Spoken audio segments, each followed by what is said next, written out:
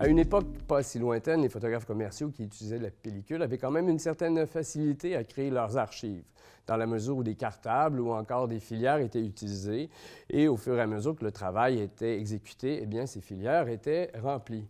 Qu'en est-il maintenant pour les photographes contemporains? Bien évidemment, ils se rendent compte qu'à chaque clic, des mégaoctets sont consommés. Qu'en est-il maintenant une fois que le cliché est réalisé, c'est-à-dire que l'image existe? Devient-elle automatiquement une archive? Bonne question. Michel Pépin, archiviste, nous entretient sur le sujet. Alors, comme promis, d'entrée de jeu, nous discutons avec Michel Pépin, archiviste. Bonjour, Michel. Bonjour, Martin. Que d'histoire! On se racontait plein de choses, mais d'entrée de jeu, qu'est-ce que ça mange en hiver, un archiviste? Là, j'ai entendu tantôt pour les tests de son ce que tu avais mangé ce matin. Qu'est-ce que ça fait, un archiviste? Ça se préoccupe des documents d'archives pour les préserver à long terme. Donc, que ce soit du papier, des photos, quelques objets, des vidéos, des bobines de films. Ça peut être des documents administratifs, ça peut être des manuscrits d'un écrivain, un cahier de poèmes, toutes sortes de choses. Donc, on peut imaginer un peu la clientèle, là, déjà tu as dit des documents, des archivistes. Quelle est en gros la clientèle là, qui se réfère à toi, qui a besoin de... Souvent, d'abord, c'est souvent les administrations parce qu'elles ont des obligations légales, donc que ce soit les villes, les gouvernements locaux, régionaux, municipaux, provinciaux. Donc, avocats, notaires? Moins. En plus, leur particularité à eux, ils ont plus leur clientèle et leur formation. C'est le secret professionnel peut-être qui... Non, c'est parce que c'est une formation spécifique à leur métier. Donc, souvent, c'est des gens qui sont... Ils sont compétents dans leur... Oui, dans leurs choses, pour traiter leurs choses. Par exemple, on peut avoir un bureau d'architecte qui ferme ses portes, par exemple. Bien, là, c'est pas tous les plans des édifices. Mais là, comment on numérise un plan de, mettons, 3 pieds par 4 pieds, là? Bien, il y a des numériseurs de 3 pieds, 4 pieds. Pour vrai? Ça existe. Tu as ça chez toi? Non, pas chez moi. Il y a des firmes qui le font. Donc, j'imagine, de par ton métier, tu vas t'adapter à différentes technologies, différents logiciels. Est-ce que tu travailles à même un bureau à toi ou est-ce que des fois, tu es appelé à aller ailleurs puis t'installer? La plupart du temps, je m'installe ailleurs. OK. Comme je travaille autonome, donc je travaille dans les bureaux où vraiment ils ont des besoins au niveau de l'archivage.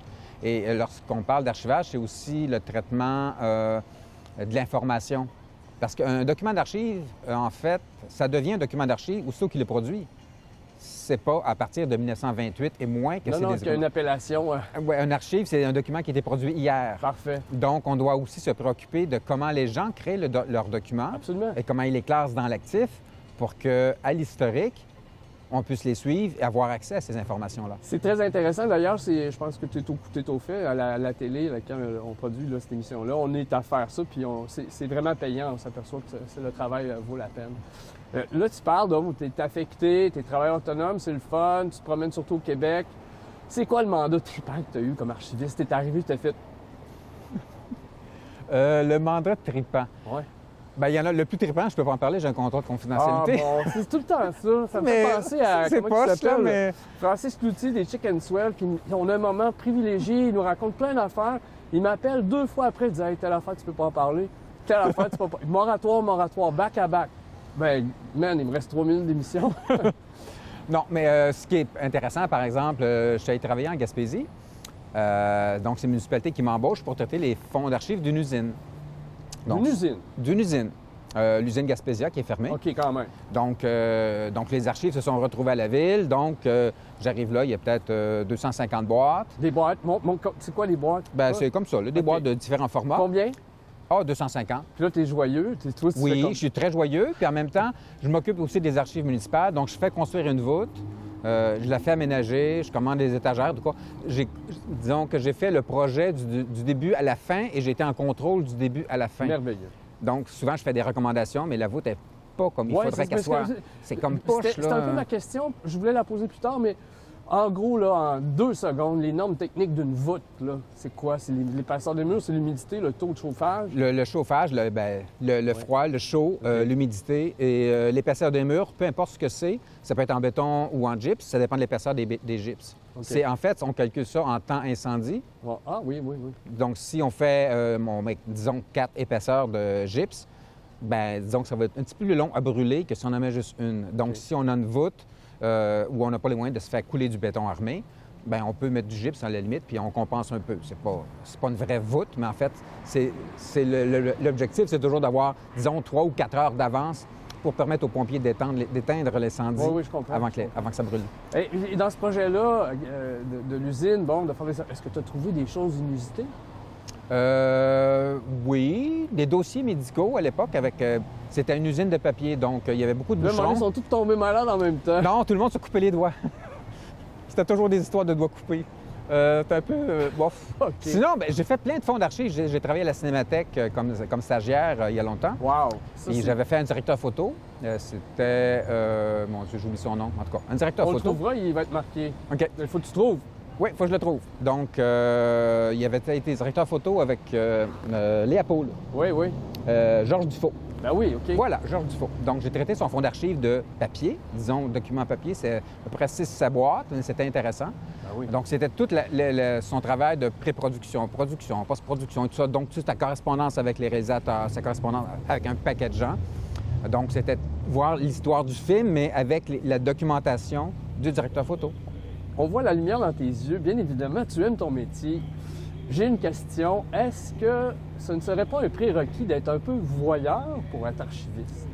Voyeur? Ben non, je dirais C'est curieux. le mot qui m'est venu, mais oui, curieux. Voilà. Disons plus curieux. Oui. Oui, ça prend vraiment de la curiosité. Par exemple, un autre fonds que j'avais fait intéressant, c'était un projectionniste ambulant du début du siècle dans les cantons de l'Est. Mais voyons, répète ça. Oui. Un projectionniste ambulant dans les cantons de l'Est au début du siècle. Puis là, il était attelé. C'est ça, il était à cheval. Puis après ça, il y a eu une Ford, probablement modèle T, qui pourrissait dans un coin derrière la grange. Donc, c'est à la chandelle, là, on parle. Bien, c'est une lanterne magique, en fait. J'ai jamais vu la lanterne magique. Fait qu'on ne savait pas comment elle marche. Non. Ah! Mais on présume que c'est un lampion ou une chandelle. Oui. Puis en même temps, ben, c'est intéressant parce que c'était 4 boîtes, mais c'était toute sa correspondance avec sa femme, ses trajets sur des cartes dessinées. Parce que lui, il partait avec son cheval, sa lanterne magique et ses bobines de film. Donc, j'aurais le projet de faire un film sur ce personnage. Déjà, on t'appelle, on a déjà des archives matérielles colossales. Oui, c'était traité au dossier.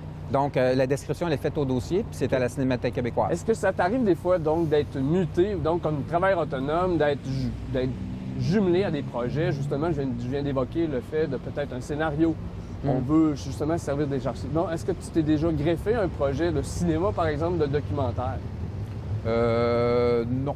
Ah, OK. Bon, parce qu'en même temps, le travail, je le fais en amont. Puis je le fais pas pour un projet. Je le fais pour l'éternité, en fait. Fait que si dans 300 ans, on s'intéresse à un projectionniste ambulant du début du siècle... Non, mais c'est pour ça. Ben, moi, ça m'allume. Pour moi, c'est le cas de le dire. C'est super intéressant. Mais de mémoire, Michel, dans ton travail, quand tu as été amené, que ce soit à Victoriaville ou ailleurs, est-ce que tu as eu un moment où vraiment tu as fait des découvertes qui ont fait « OK, wow ». Des moments wow, oui. J'en ai eu plusieurs. C'est pas des grands moments wow, mais c'est des moments wow. Par exemple, trouver une affiche qui annonce la pendaison de quelqu'un. Avec les gens ont signé derrière comme témoins qui étaient présents. C'est une grande affiche. C'est la dernière pendaison qu'il y a eu à Victoriaville. Mais voyons donc, as-tu ça? Oui, bien, c'est dans le fond Acide-Fleury, à la ville de Victoriaville. OK, wow. Ça, je suppose, c'était annoncé en grande première. Venez à la foire municipale. Oui. Oh my God! Bien, c'est annoncé parce que le juge devait annoncer publiquement qu'il allait avoir une pendaison. Puis je sais qu'à l'époque, les gens louaient des fenêtres près du mur de la prison où allait avoir lieu la pendaison. Oui. Donc, les gens louaient leurs fenêtres. C'est là que les scalpers, finalement, sont nés. OK. Oui. Bon. Wow! Donc, tu as fait des études. Est-ce que tu as greffé d'autres connaissances pour en arriver là ou il y a des études particulières qui font que tu en es rendu là? J'ai fait des études en archivistique. Ensuite, je suis rentré sur le marché du travail et là, j'ai constaté que je m'intéressais à différentes choses puis que j'aurais besoin de plus d'infos. Donc, j'ai fait des études en animation et recherche culturelle et ensuite, j'ai fait certificat en administration de services publics. Pour bien connaître. Oui, c'est la structure. Parce qu'en fin de compte, les archives, c'est souvent vu comme deux choses importantes. C'est le produit culturel que sont les archives, les vieilles photos anciennes, etc. Ça, c'est un produit culturel. Et sinon, c'est les archives administratives. Donc, en étudiant dans ces deux domaines-là, ça me permettait d'avoir une bonne lancée au niveau de la formation dans le Mais c'est la gestion. En tout cas, moi, je vois aussi comment je pourrais dire ça? L'aide à monter tes dossiers, ta structure, pour que les gens comprennent, c'est le fun parce que tu remets des dossiers clés en main. Eux n'ont pas à refaire un travail. Ouais. C'est super. Wow. Et puis là, présentement, tu es à Victo. C'est quoi les projets? Présentement, la semaine prochaine, je vais travailler pour la municipalité de Chesterville. Oui. Donc, OK. la gestion documentaire à l'interne. C'est quoi? On peut-tu parler du mandat? Ah non, tu as un mandat secret, c'est Ah, celui-ci. c'est pas secret. Je fais le traitement des archives de la municipalité. OK. Donc, il y a des gens qui sont dans les bureaux. Ils n'ont pas de formation. Par exemple, une municipalité a à peu près 250 règles de conservation différentes Wow. pour différents types de documents. Donc, évidemment, les employés à l'interne ne savent pas quoi garder, combien de temps le garder, Oui, mais etc., c'est etc. relatif aussi aux administrations municipales auxquelles tu as affaire. J'imagine que dans un village, par contre, une petite municipalité et une grande ville, c'est pas la même chose. Là, comparé. C'est sensiblement les mêmes OK, règles. OK. Ouais. Ah, d'accord. Parce qu'un contrat, que ce soit un contrat de 4 millions pour la voirie, Oui, un oui, contrat, absolument. c'est les Je chiffres qui pensais plus au changent. protocole des municipalités déjà établies. Ah, bien, ils ont des obligations. Ah, Les parfait, mêmes, merci. parce que en fait, les municipalités au Québec, c'est des créations du gouvernement du Québec. Bon, Donc, il peut les fusionner, les défusionner comme il veut, si on le sait, Ouais. maintenant. Donc, vu que c'est un gouvernement local, il y a les gouvernements régionaux qui sont les MRC et le gouvernement provincial à Québec. bien, c'est parfait. C'est ce que l'émission sert à faire. D'ailleurs, si vous voyez, vous êtes gestionnaire d'une municipalité, vous ne le saviez pas, bien, c'est parfait. Michel, c'est une ressource inépuisable et inestimable. On a parlé un petit peu plus tôt parce qu'on s'est dit de quel angle on allait discuter aujourd'hui. On a pris celui des archives. Je sais qu'on va te revoir. On a planifié peut-être parler de photographe. En tout cas, on a plusieurs projets. Est-ce que tu es au courant un peu des archives de la ville, de Victoriaville? Oui, j'en ai traité plusieurs. Combien il y a de photographes reconnus, établis à peu près? Juste de même. En fait, il y en a 3. Il y en a 3. Non, 4, excuse. Bourret, Lacaire.